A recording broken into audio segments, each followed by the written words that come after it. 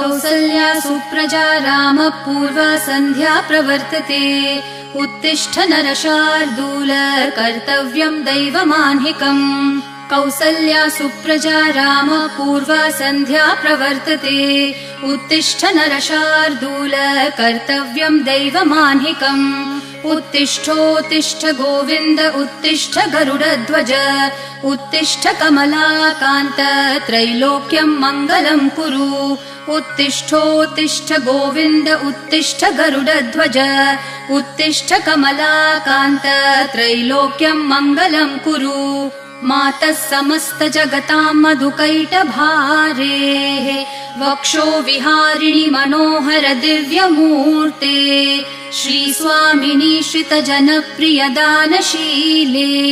श्रीवेङ्कटेश दयिते तव सुप्रभातम् मातः समस्त जगतां मधुकैटभारेः वक्षो विहारिणि मनोहर दिव्यमूर्ते श्रीस्वामिनि श्रितजनप्रिय दानशीले श्रीवेङ्कटेश दयिते तव सुप्रभातम् तव सुप्रभातमरविन्दलोचने भवतु प्रसन्नमुखचन्द्रमण्डले विधिशङ्करेन्द्रवनिताभिरर्चिते वृषशैलनाथ दयिते दयानिधे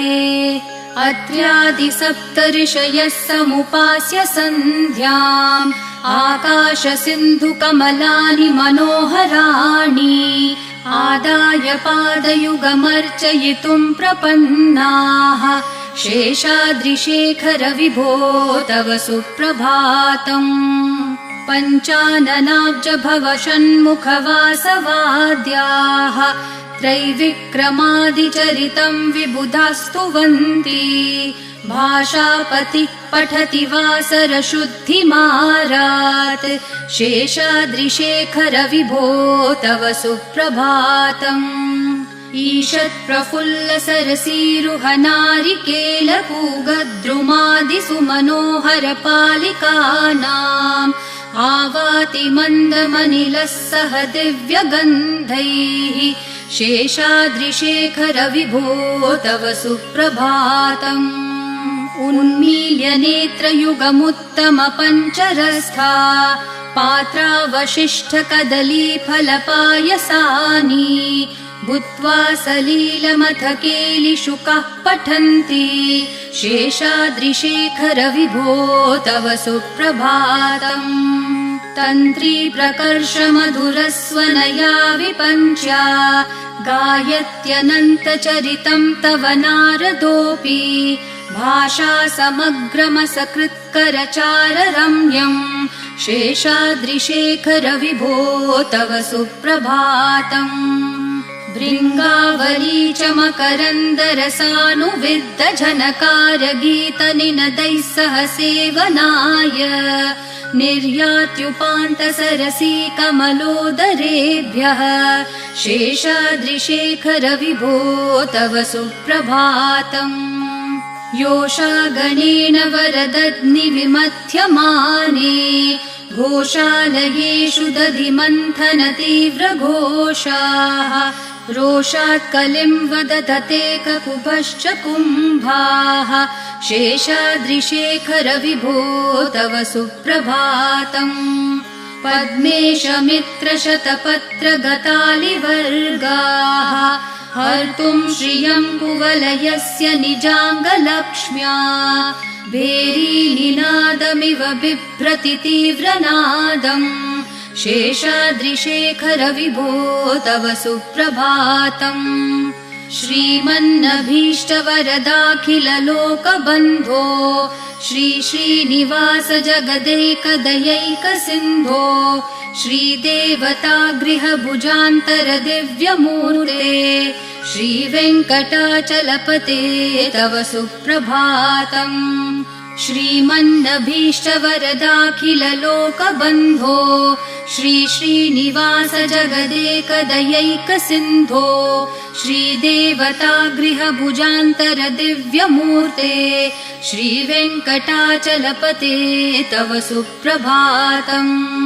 श्रीस्वामी पुष्करिणिकाप्लवनिर्मलाङ्गा कीर्तिनो हरविरिञ्च सनन्दनाद्याः द्वारे वसन्ति वरवेत्रहतोत्तमाङ्गाः श्रीवेङ्कटाचलपते तव सुप्रभातम्। श्रीशेषशैलगरुडाचल वेङ्कटाद्रिनारायणाद्रिवृषभाद्रिवृषाद्रिमुख्याम् आख्याम् त्वदीयवसतेरनिशम् वदन्ति श्रीवेङ्कटाचलपते तव सुप्रभातम्। सेवापरः शिवसुरेश कृशानुधर्मरक्षोऽम्बुनाथ पवमानधनाधिनाथाः बद्धाञ्जलि प्रविलसन्निज शीर्षदेशाः श्रीवेङ्कटाचलपते तव सुप्रभातम्। घाटेषु ते विहगराज मृगाधिराज नागाधिराज गजराज हयाधिराजाः स्वस्वाधिकारमहिमाधिकमर्थयन्ते श्रीवेङ्कटाचलपते तव सुप्रभातम्। सूर्येन्दुभौमबुधवाक्पतिकाव्यसौरिस्वरभानुकेतुदिविषत्परिषत्प्रधानाः त्वद्दासदासचरमावधिदासदासाः श्रीवेङ्कटाचलपते तव सुप्रभातम्। त्वत्पादधूलिभरितस्फुरितोत्तमाङ्गाः स्वर्गापवर्गनिरपेक्षनिजान्तरङ्गाः कल्पागमाकलनयाकुलतां लभन्ते श्रीवेङ्कटाचलपते तव सुप्रभातम्। त्वद्गोपुराग्रशिखराणि निरीक्षमाणाः स्वर्गापवर्गपदवीं परमाश्रयन्तः मर्त्या मनुष्यभुवने मतिमाश्रयन्ते श्रीवेङ्कटाचलपते तव सुप्रभातम्। श्रीभूमिनायक दयादिगुणामृताब्धे देवाधिदेव जगदेक शरण्यमूर्ते श्रीमन् अनन्त गरुडादिभिरर्चिताङ्घ्रे श्रीवेङ्कटाचलपते तव सुप्रभातम्। श्रीपद्मनाभ पुरुषोत्तम वासुदेव वैकुण्ठमाधव जनार्दन चक्रपाणे श्रीवत्सचिह्न शरणागत पारिजात श्रीवेङ्कटाचलपते तव सुप्रभातम्। कन्दर्पदर्पहर सुन्दर दिव्यमूर्ते कान्ताकुचाम्बुरुह कुड्मललोल दृष्टे कल्याण निर्मल गुणाकर दिव्यकीर्ते श्रीवेङ्कटाचलपते तव सुप्रभातम्। मीनाकृते कमठकोल नृसिंहवर्णिन् स्वामिन् परश्वथ तपोधन रामचन्द्र शेषांश राम यदुनन्दन कल्किरूप श्रीवेङ्कटाचलपते तव सुप्रभातम्। एलालवङ्गधनसार सुगन्धितीर्थम् दिव्यम् वियत्सरिति हेम घटेषु पूर्णम् धृत्वाद्य वैदिकशिखामणयः प्रहृष्टा तिष्ठन्ति वेङ्कटपते तव सुप्रभातम्। भास्वानुदेति विकचानि सरोरुहाणि सम्पूरयन्ति निनदैः ककुभो विहङ्गाः श्रीवैष्णवा सततमर्थितमङ्गलास्ते धामाश्रयन्ति तव वेङ्कट सुप्रभातम्। ब्रह्मादयः सुरवराः समहर्षयस्ते सन्तः सनन्दन मुखास्तवथ योगिवर्याः धामान्तिके तव हि मङ्गलवस्तु हस्ताः श्रीवेङ्कटाचलपते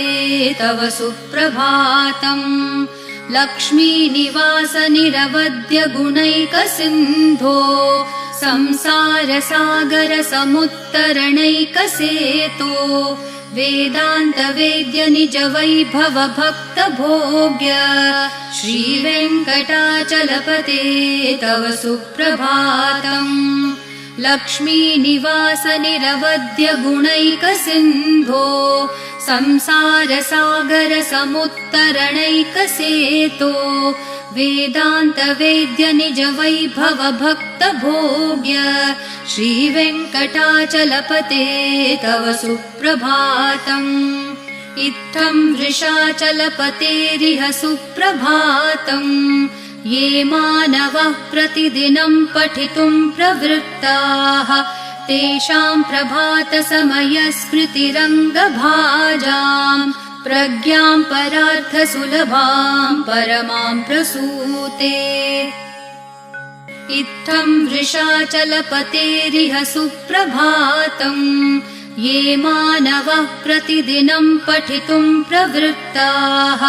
तेषां प्रभातसमयस्मृतिरङ्गभाजाम् प्रज्ञां परार्थसुलभां परमां प्रसूते कमलाकुचूचुककुङ्कुमतो नियतारुणतातुलनीलतनो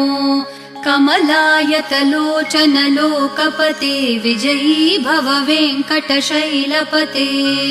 कमलाकुचूचुककुङ्कुमतो नियतारुणतातुलनीलतनो कमलायतलोचनलोकपते विजयी भव वेङ्कटशैलपते स चतुर्मुख षण्मुख पञ्चमुख प्रमुखाखिल दैवतमौलिमणे शरणागत वत्सल सारनिधे परिपालय मां वृषशैलपते अतिवेलतया तव दुर्विषहै अनुवेलकृतैरपराधशतैः भरितं त्वरितं वृषशैलपते परया कृपया परिपाहि हरे अधिवेङ्कटशैलमुदारमते जनताभिमताधिकदानरतात् परदेवतया गदितान्नगमै कमलादयितान्न परं कलये कलवेणुरवावशगोपवधू शतकोटिवृतात् स्मरकोटिसमात् प्रतिवल्लविकाभिमतात् सुखदात् वसुदेवसुतान्न परं कलये अभिराम गुणाकर दाशरथे जगदेकधनुर्धर धीरमते रघुनायक राम रमेश विभो वरदो भवदेव दया जलदे अवनीतनया कमनीयकरं रजनीकर चारुमुखाम्बुरुहम् रजनीचरराजतमो मिहिरं महनीयमहं रघुराममये सुमुखं सुहृदं सुलभं सुखदं स्वनुजं च सुखाय ममोघशरम् अपहाय रघुत्वहमन्यमहं न कथञ्चन कञ्चन जातु भजे विना वेङ्कटेशं न नाथो न नाथ सदा वेङ्कटेशं स्मरामि स्मरामि हरे वेङ्कटेश प्रसीद प्रसीद प्रियं वेङ्कटेश प्रयच्छ प्रयच्छ विना वेङ्कटेशं न नाथो न नाथ सदा वेङ्कटेशं स्मरामि स्मरामि हरे वेङ्कटेश प्रसीद प्रसीद प्रियं वेङ्कटेश प्रयच्छ प्रयच्छ अहं दूरतस्ते पदाम्भोजयुग्म प्रणामेच्छयागत्य सेवां करोमि सकृत्सेवया नित्यसेवाफलं त्वं प्रयच्छ प्रयच्छ प्रभो वेङ्कटेश अज्ञानिना मया दोषान् अशेषान् विहितान् हरे क्षमस्व त्वं शेषशैलशिखामणे अज्ञानिना मया दोषान् अशेषान् विहितान् हरे क्षमस्व त्वं शेषशैलशिखामणे ईशानां जगतोऽस्य वेङ्कटपतेर्विष्णोः परां प्रेयसीं तद्वक्षस्थलनित्यवासरसिकां तत्क्षान्तिसंवर्धिनीं पद्मालङ्कृतपाणिपल्लवयुगां पद्मासनस्थां श्रियं वात्सल्यादिगुणोज्ज्वलां भगवतीं वन्दे जगन्मातरम् ईशानां जगतोऽस्य वेङ्कटपतेर्विष्णोः परां प्रेयसीं तद्वक्षस्थलनित्यवासरसिकां तत्क्षान्तिसंवर्धिनीं पद्मालङ्कृतपाणिपल्लवयुगां पद्मासनस्थां श्रियं वात्सल्यादिगुणोज्ज्वलां भगवतीं वन्दे जगन्मातरम् श्रीमान् कृपाजलनिधे कृतसर्वलोक सर्वज्ञ शक्तनतवत्सल सर्वशेषिन् स्वामिन् सुशील सुलभाश्रित पारिजात श्रीवेङ्कटेश चरणौ शरणं प्रपद्ये श्रीमान् कृपाजलनिधे कृतसर्वलोक सर्वज्ञ शक्तनतवत्सल सर्वशेषिन् स्वामिन् सुशील सुलभाश्रित पारिजात श्रीवेङ्कटेश चरणौ शरणं प्रपद्ये आनूपुरार्पित सुजात सुगन्धि पुष्प सौरभ्य सौरभकरौ समसन्निवेशौ सौम्यौ सदानुभवनेऽपि नवानुभाव्यौ श्रीवेङ्कटेश चरणौ शरणं प्रपद्ये सद्यो विकासि समुदित्वरसान्द्ररागः सौरभ्य निर्भर सरोरुह साम्यवार्ताम् सम्यक्षु साहसपदेषु विलेखयन्तौ श्रीवेङ्कटेश चरणौ शरणं प्रपद्ये रेखामयध्वज सुधाकलशातपत्रवज्राङ्कुशाम्बुरुह कल्पकशङ्खचक्रैः भव्यैरलङ्कृततलौ परतत्त्वचिह्नैः श्रीवेङ्कटेश चरणौ शरणं प्रपद्ये ताम्रोदरद्युतिपराजित पद्मरागौ ब्राह्मेर्महोभिरभिभूत महेन्द्रनीलौ उद्यन्नखांशुभिरदस्त शशाङ्कभासौ श्रीवेङ्कटेश चरणौ शरणं प्रपद्ये सप्रेम भीतिकमलाकरपल्लवाभ्यां सम्माहनेऽपि सपदिक्लममादधानौ कान्ताववाङ्मनसगोचरसौ कुमार्यौ श्रीवेङ्कटेश चरणौ शरणं प्रपद्ये लक्ष्मीमहीतदनुरूपनिजानुभावन्नीलादिदिव्यमहिषीकरपल्लवानाम् आरुण्यसङ्क्रमणतः किल सान्द्ररागौ श्रीवेङ्कटेश चरणौ शरणं प्रपद्ये नित्यानमद्विधि शिवादिकिरीटकोटि प्रत्युक्तदीप्तिनवरत्नमःप्ररोहैः नीराजनाविधिमुदारमुपादधानौ श्रीवेङ्कटेश चरणौ शरणं प्रपद्ये विष्णोपदे परम इत्युदित प्रशंसो यौ मध्य उत्स इति भोग्यतयाप्युपातौ भूयस्ततेति तव पाणितलप्रदिष्टौ श्रीवेङ्कटेश चरणौ शरणं प्रपद्ये पार्थाय तत्सदृशसारथिना त्वयैव यौ दर्शितौ स्वचरणौ शरणं व्रजेति भूयोऽपि मह्यमिहतौ करदर्शितौ ते श्रीवेङ्कटेश चरणौ शरणं प्रपद्ये मन्मूर्धिकालियफने विकटाटवीषु श्रीवेङ्कटाद्रिशिखरे शिरसि श्रुतीनाम् चित्तेऽप्यनन्यमनसां सममाहितौ ते श्रीवेङ्कटेश चरणौ शरणं प्रपद्ये आम्लानहृष्यदवनीतलकीर्णपुष्पौ श्रीवेङ्कटाद्रिशिखराभरणायमानौ